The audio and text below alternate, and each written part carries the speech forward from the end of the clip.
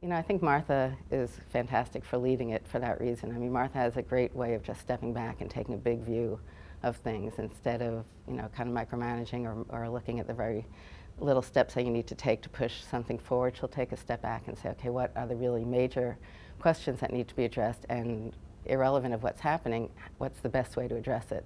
And let's go out and let's try to find that way of doing it. I think the fellowship program is a great example of that, and when we recruit for the fellowship program, we make a point of this, that we want people who are willing to go out and do something new and do something on their own and kind of forge new areas and new ways of doing things.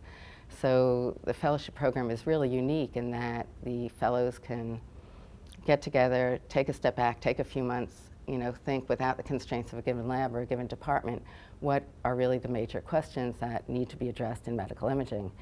And then they go and they find a way of addressing it, both by forming collaborations amongst themselves, which has been wonderful to see that all the projects that the fellows are developing, they're doing together. There are at least 2 fellows in any project.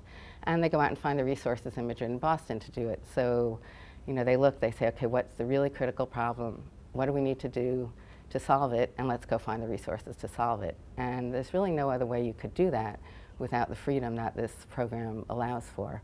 In terms of resources and structure.